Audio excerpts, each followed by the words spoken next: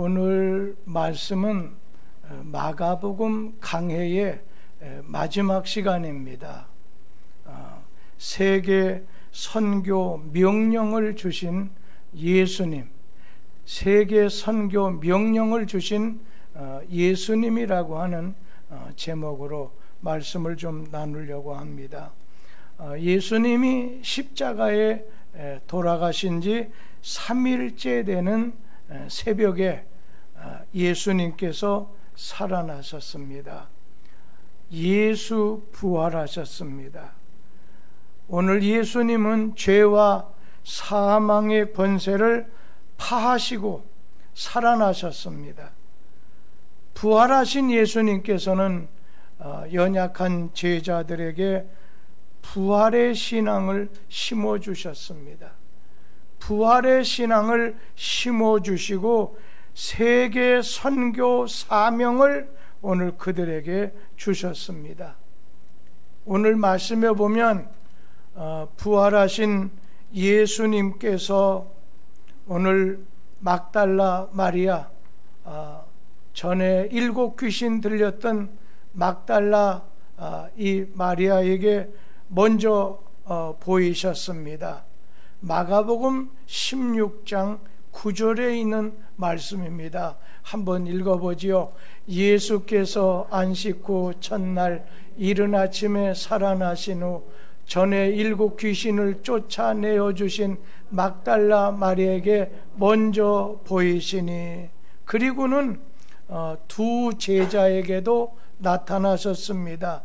마가복음 16장 12절 말씀 같이 보지요. 그 후에 그들 중 2 사람이 걸어서 시골로 갈 때에 예수께서 다른 모양으로 그들에게 나타나시니, 오늘 막달라 마리아는 부활하신 주님을 만나기까지는 예수님이 부활했다고 하는 사실을 믿지 않았습니다.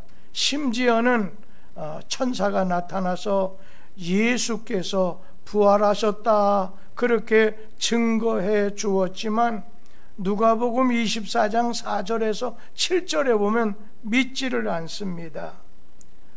그 내용이 이런 내용이죠.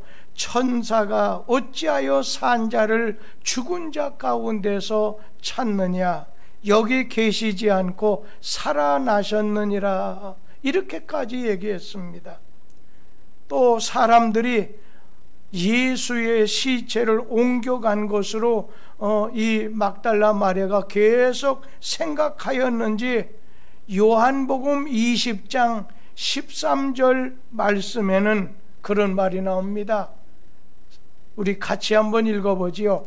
천사가 이르되 여자여 어찌하여 우느냐, 이르되 사람들이 내 주님을 옮겨다가 어디 두었는지 내가 알지 못함이니이다. 오늘 시체를 제자들이 옮겨간 거 아니냐 해서 사람이 내 주를 가져다가 어디다 치워놨는지 모른다고 하면서 슬퍼했습니다. 심지어는 막달라 마리아가 예수님을 동산지기인 줄 알고 당신이 만약 옮겨갔거들랑 어디 두었는지 내게 이루소서라고까지 말했습니다. 그런데 그런 예수님 부활하신 걸 믿을 수가 없고 믿지를 못하고 누가 도둑질해 간 거 아니냐 이렇게 불신하던 막달라 마리아가 부활하신 예수님을 다시 만난 후에는 아주 예수님을 확실히 믿는, 부활하신 예수님을 확실히 믿는 그런 여제자가 됐다는 겁니다. 그래서 나중에 제자들에게, 예수님 제자들에게 찾아가서 아직도 예수님이 이제 돌아가셨어, 죽은 줄 알고 슬퍼하며 우는 제자들에게 내가 예수님을, 살아나신 예수님을 만났다고 알려줬지만 마가복음 16장 11절하고 13절에 있는 말씀을 보면 뭐라고 하느냐면, 가장 마지막에 보면요, 듣고도 믿지 아니하니라. 그리고 13절 말씀에도 역시 믿지 아니하니라. 오늘 믿지를 않았다는 겁니다. 여러분, 사람이 죽었다가 다시 살아나는 것, 이 부활이라는 건 인간이 가지고 있는 어떤 이성이라든지 어느 지성이라든지 상식 가지고는 이해할 수도 없고 알 수도 없다는 겁니다. 왜 우리는 하루하루 눈에 보이는 것만이 과학적인 어떤 합리적인 사고를 가지고 살아가는 오늘 우리들에게는 이 부활이라고 하는 거, 이건 잘 믿을 수 없는 거예요. 인간의 상식은 사람이 죽었어, 그 사람 이제 끝났구만, 인생 종쳤구만, 그 사람 인생 종결되었다고 합니다. 그런데 부활, 예수 부활, 오늘 부활은 하나님이 자기의 어떤 목적을 이루시기 위해서 인간 역사 속에 들어오시는 거예요. 인간 역사 속에 일으키시는 특수한 사건이기 때문에 이걸 이해 못한다고 비판할 것도 없고, 그래 한번 알아보자 판단할 것도 아니고, 여러분, 부활이라고 하는 건 비판할 사건이 아니라 믿어야 될 사건이라는 거예요. 부활은 믿음의 사건이에요. 그걸 부활이라고 하는 걸 어떤 상황을 만들어 가지고 그것을 분석해서 이성적으로 받아들여지거나 인간의 경험으로는 부활이라고 하는 거, 예수 부활하셨다고 하는 거, 우리가 도무지 믿을 수도 이해할 수도 없다는 것입니다. 하나님이 우리의 마음을 열어주셔서 믿게 해 주셔야 됩니다. 내가 구원받은 것도 하나님께서 깨닫고 믿게 해 주셔야 된다는 거예요. 예수 부활하신 사건도 우리 마음을 하나님이 열어주셔서 믿게 해 주셔야 된다는 거예요. 오늘 루디아, 사도행전에 나오는 그 루디아는 오늘 바울 사도를 만나서 주의 말씀을 듣고 기도하는 중에 주께서 그 마음의 문을 여셨다고 했습니다. 이 성경 말씀 가운데 마지막 계시록이라고 하는 게 뭔가요? 우리 눈을 열어서, 우리의 속눈, 영의 눈을 열어서 주의 기이한 법을 보게 해 주셔야, 오늘 믿게 해 주셔야 된다는 겁니다. 체험을 통해서 오늘 믿을 수 있는 것입니다. 그러니까 노력해서 되는 게 아니에요. 믿어지지 않는 걸 노력한다고 믿을 수 아니에요. 믿게 해 주셔야 돼. 하나님이 믿게 해 주셔야 돼. 그리고 마가복음 16장 12절에 있는 말씀 보면 엠마오로 내려가던 두 제자에 대한 얘기가 나와요. 우리 한번 같이 읽어보죠. 그 후에 그들 중 두 사람이 걸어서 시골로 갈 때에 예수께서 다른 모양으로 그들에게 나타나시니, 오늘 그들이 예수님하고 부활하신 예수님 곁에서 걸어갔어요.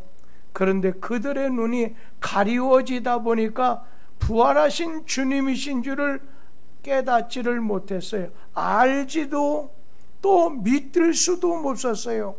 그러다가 주님이 그들에게 말씀 주시고, 그런 가운데 떡을 가지고 축사하시고 떼어서 엠마오로 내려가는 두 제자에게 주실 때, 그때서야 눈이 밝아져서 주님을 알아보게 되고 오늘 믿게 됐다는 거예요. 여러분, 오늘 우리는 주님의 말씀, 약속의 말씀, 언약의 말씀을 통해서 믿어지는, 믿는 은혜. 예를 들면 믿음이라는 게 마치 전선과 같아가지고 저짝 발전소에서 보내는 것을 이 전선을 통해서 우리 집에까지 전달해서 불이 밝혀지게 되는 것처럼 믿음은 전선과 같습니다. 그래서 오늘 우리 자신은 주님께서 우리의 영의 눈을 열어주셔야 믿을 수가 있게 되는 거예요. 주님의 말씀을 통해서 우리 자신은 믿음이 생기게 되고, 그 믿음을 통해서 우리 자신이 부활하신 주님을 체험하고 믿게 될 수 있게 된다는 거예요. 그러니까 내 경험이 아니라 내 체험을 통해서, 하나님이 보여주시는 것을 통해서, 예수 부활을 통해서 두 제자, 오늘 다른 제자들도, 막달라 마리아도 가슴이 뜨거워지고 오늘 눈이 떠져서 주님을 체험한 그들은 이제는 견딜 수 없는 감격으로 엠마오로 내려가던 걸음을 예루살렘으로 올라가는 거예요. 단숨에 올라가서 다른 많은 제자들, 숨어 지내는 제자들에게 내가 주님을 보았습니다. 내가 주님을 보았습니다. 오늘 기독교인들 중에 많은 박해 또 어려운 일을 많이 당하고 핍박을 당할 때 오늘 그들에게 부활하신 주님에 대한 믿음이 없으면 순교할 수 없습니다. 핍박을 감당할 수가 없습니다. 자기 환경이 갑자기 질병이나 생활의 어려움으로 인해서 내려가게 됐었을 때 부활하신 주님을 만나는 그러한 체험, 그러한 믿음이 없을 때 오늘 우리 자신들은 넘어지게 되고 두려워지게 되고 낙심하게 된다는 거예요. 내가 부활하신 주님 만났습니다. 이 제자들이 그 다음엔 어떻게 했어요? 만나는 사람에게 전했어요. 예수 부활했다고 하는 사실을 전한 거예요. 오늘 예수를 믿으면 멸망하지 않고 영원한 생명을 얻습니다. 그러고 난 다음에 이렇게 주님을 체험하게 된 제자들은 변화하게 됐어요. 그 속에는 회의감도 들었어요. 두려움도 있었어요. 절망감도 있었어요. 그런데 힘이 넘치게 됐어요. 새 생명을 오늘 가지다 보니까, 그 새 생명의 은혜를 가지다 보니까 힘이 넘쳤어요. 만남에서 일어난 부활의 기적이 일어난 거예요. 오늘 우리에게도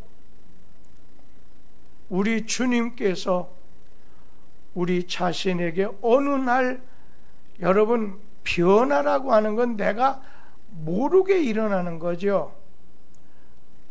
우리가 어린 시절에는 아주 치간 그런 데 보면 구더기가 있는데 그 구더기가 나중에 우리가 과학적인 상식으로 나중에 나비가 돼서 날아다니게 된다.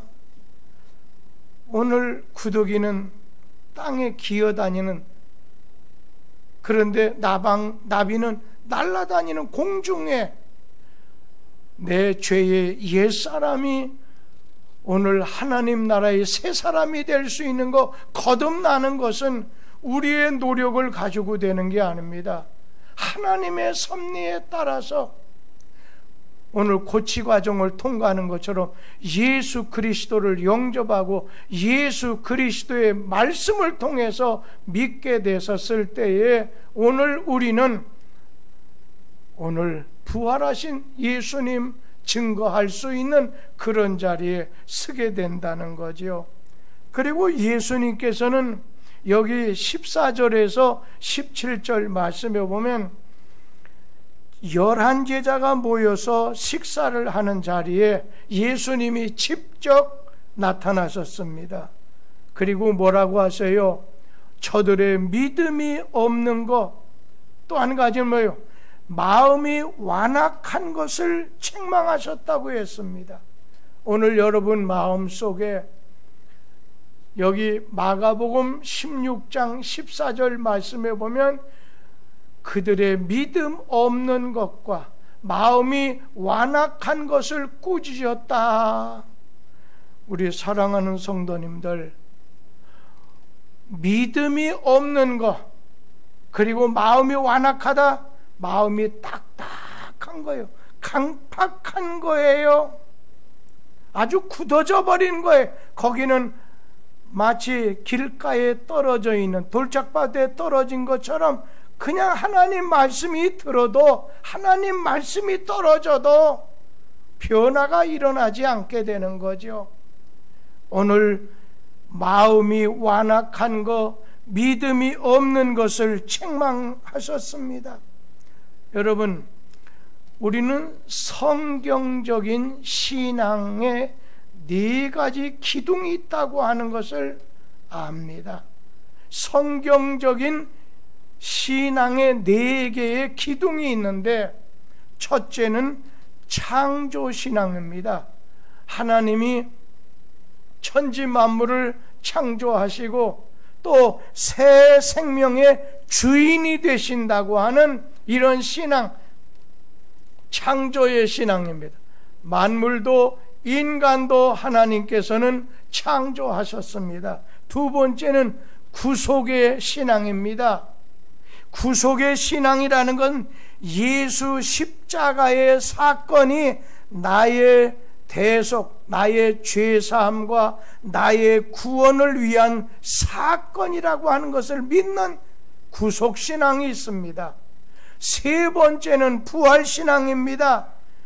예수님이 십자가 처형으로 끝나지 아니하고 3일 후에 부활하셨다는 거예요.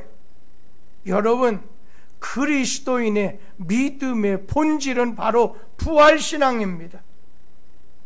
우리가 복음을 전하라 할 때 예수님의 십자가, 예수님의 부활입니다.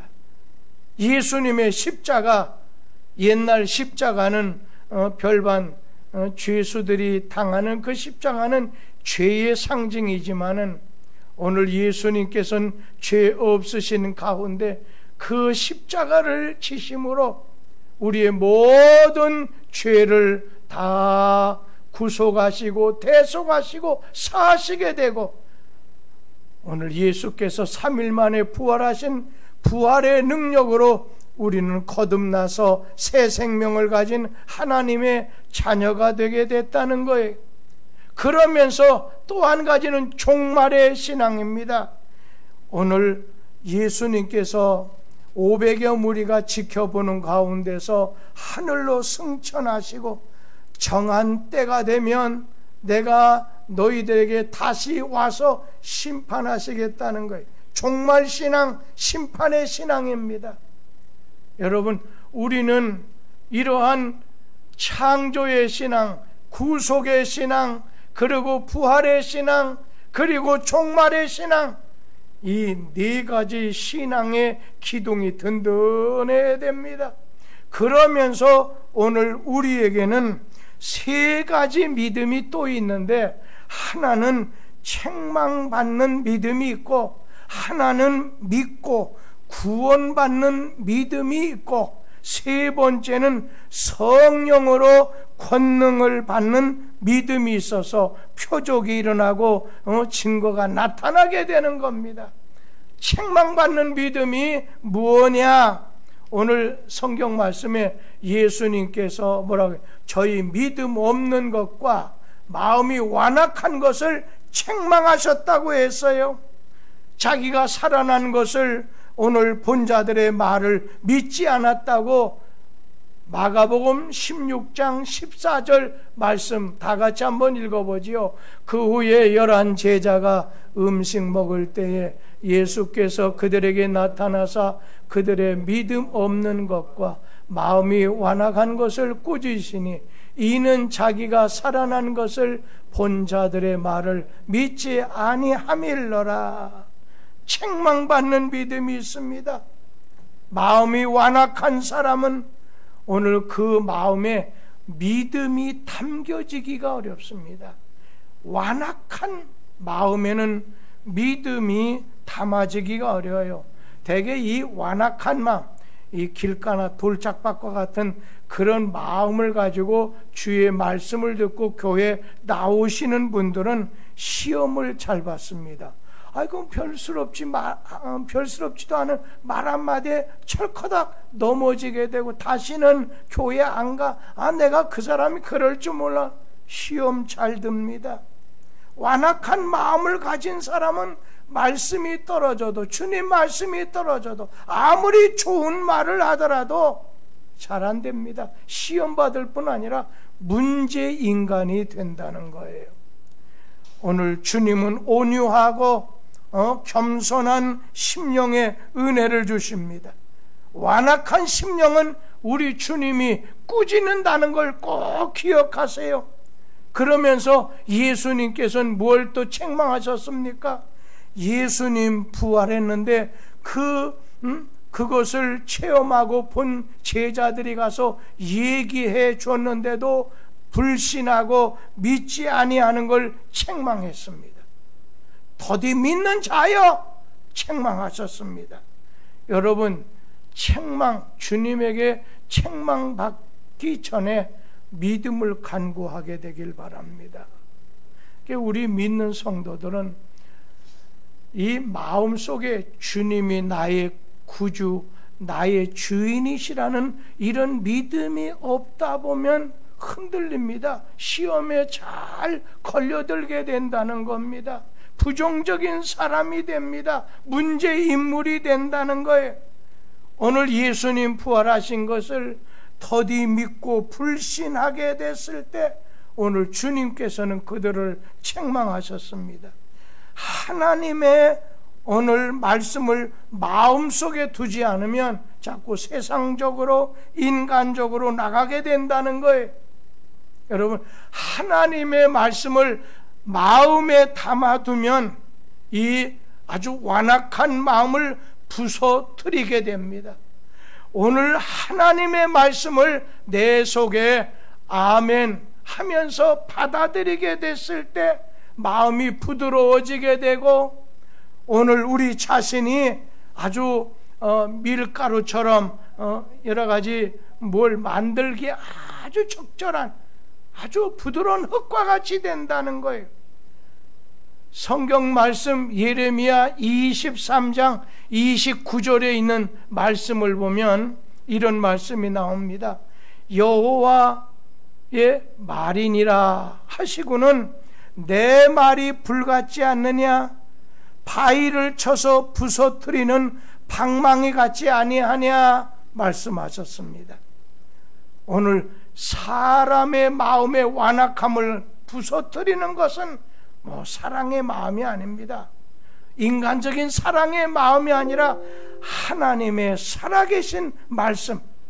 여러분 가정에 믿지 않는 식구, 오늘 주변에 있는 사람들 사랑을 베풀어 준다고 해도요, 아무리 사랑을 많이 베푼다고 해도 여러분 그것은요 완악한 마음, 믿음 없는 걸 깨트릴 수가 없습니다. 오직 하나님의 살아계신 말씀, 하나님의 말씀이 오늘 전하여지게 됐을 때 빛이 있으라 말씀할 때 빛이 생기게 됐던 거 아니겠어요? 하나님의 말씀은 완악한 마음, 믿음 없는 걸 깨트리는 불방망이와 같다는 거예요. 우리 사랑하는 성도들, 여러분의 마음속엔 하나님의 살아계신 말씀 불방망이와 같아갖고 완악해지게 됐을 때, 믿음 없을 때, 예수님의 부활에 대한 의심이 생길 때 사정없이 말씀의 방맹으로, 그래서 이 하나님의 말씀으로 암송도 하고 그대로 순종하기도 하고 또 그것을 기도화시켜서 기도하게 됐을 때 하나님께서 내 마음속에 의심하는 거, 오늘 주님의 믿음을 부활을 의심하는 거, 믿어지지 않는 거, 마음이 완악해서 딱딱해도 안 되는 것을 우리 하나님의 말씀이 들어가게 될 때 변화가 일어나게 된 거죠. 저는 우리나라 초기에 기독교가 이렇게 들어오기 전에 우리 한국 사회가 여러분 어떻다고요? 첫째는 문명적으로 좀 이렇게 낙후되지 않았어요? 그러면서 양반이니 상름이니 해서 사회 구조가 잘못됐어요. 자유와 평등과 오늘 민주가 일어나는 것이 기독교의 복음, 하나님의 말씀이 들어가게 되니까 어느 나라도 마찬가지예요. 하나님의 말씀이 들어갈 때 변화가 일어나요. 오늘 거기서는 예수 부활의 사건으로 하나님의 말씀, 하나님의 교회가 성하게 된다는 겁니다. 오늘 복음을 믿는 자에게 구원을 주시면서 믿는 자에게는 또 초자연적인 능력이 나타남을 말씀하고 있어요. 여기 19절에서 예수께서 말씀 마치신 다음에 하늘로 올라가게 됐을 때 하나님 우편에 앉으셨다 말씀이 나오지요. 그러면서 여기 15절에 있는 말씀, 마가복음 16장 15절에 있는 말씀 보면 주님의 지상명령, 세계 선교를 위해서, 여러분 이거는요 우리 교회가 빼어놓으면 시체입니다. 우리 교회는 무엇보다도 세계 선교, 오늘 우리는 이 일을 위해서, 그러기 위해선 내 가족부터 전도하는 것, 그러기 위해선 이 가족 전도는 생활 정도도 필요하다고 생각해요. 그런가 하면은 오늘 주변에 있는 사회 전도, 민족 전도, 여러분 저 북방 전도, 양양 지역에다가 50주년 기념교회를 세우는 이 과정에 그 중에 한 권사님이 이런 얘기를 하죠. 목사님 하면서 이거를 그냥 50주년 기념교회 하지 말고 우리 교회 선교센터를 하면 좀 어떨까요? 그래요. 북방 선교센터. 왜? 저 북한에 가는 지름길이 바로 고성을 통해서 이 양양 거쳐서 가니까 거기 가게 되면 제일 먼저 저 중국, 이북, 중국, 그 다음에 러시아, 핫산이든지 오늘 이 러시아, 그 다음에 어디입니까? 카자흐스탄, 몽골, 우즈베키스탄, 터키, 유럽으로 연결 지역이기 때문에 우리나라도 먼 미래를 내다보고 거기다 국제공항을, 양양 국제공항을 세워두고 또 속초항에 가다 보면 동명, 홍가 그 러시아까지 가는 그런 배가 달려나가는 이런 걸 볼 때, 근데 제가 그 얘기를 들으면서 좀 죄송해요. 그 말씀하세요. 여기가 그냥 해수욕장에 몇 개가 가까운데 옆에 있고, 우리나라에서 제일 좋은 리조트가 이제 우리가 산 거기서 얼마 떨어지지 않는 곳에 세워지고 솔비치 바로 옆에 송전 해수욕장이 우리가 지금 구한 그 장소에서 불과 이게 1km 정도뿐이 떨어지질 않았거든요. 그러다 보니까 저런 말씀도 한번 생각할 수 있겠구나. 그러나 오늘 우리는 뭐니 해도 세계 선교, 복음을 전하지 않으면 변화가 일어나지 않아요. 예수를 통해서 구원하는 역사가 일어날 수가 없게 된다는 것입니다. 오늘 우리 자신은 늘 말씀이 앞서야지, 오늘 말씀에 보면요 표적이 앞서면 안 된다는 거지요. 여기 우리 15절에 있는 말씀 다 같이 한번 읽어보도록 하지요. 또 이르시되 너희는 온 천하에 다니며 만민에게 복음을 전파하라. 복음을 전하라는 거예요. 말씀을 전하라는 거예요. 그럴 때 그 다음 절에 있는 말씀 보면 그 믿는 자에게는 초자연적인 역사가 일어난다는 거예요. 거기 16절에 보면 복음을 전하면 믿고 침례받은 자는 구원을 받고 믿지 않는 자는 정죄를 받는다. 그러면서 그 다음 절 17절에 보면 말씀이 들어가서 구원의 역사가 일어나게 되면 표적의 역사, 기적이 일어나는 거지요. 이런 표적이 일어날 텐데 내 이름으로 귀신 쫓고 새 방언하고 독을 마셔도 해를 받지 아니하고 병든 자에게 손을 얹으면 낫게 된다. 우리 사랑하는 성도님들, 저는 말씀이 앞서야 돼요. 이 교회 역사에 보면 옛날 여의도 순복음가 먼저는 방언 못하면 개새끼도 하는데 할 정도로 방언 아주 막 병나는 이런 역사가 일어나요. 그런데 말씀이 앞서고 표적이 그 뒤를 따라가야지, 만약에 나타나는 표적이 앞서고 말씀이 뒤따라가게 되면 나중에 잘못돼요. 그런데 예전에는 많은 교회들이 여의도 순복음교회 가서 금요일날 막 철야 하다 보면 옛날엔 밤새워 하니까 저도 많이 참석했는데 어느 날부터 조용균 목사님 나오셔서 시부리서 강해합니다.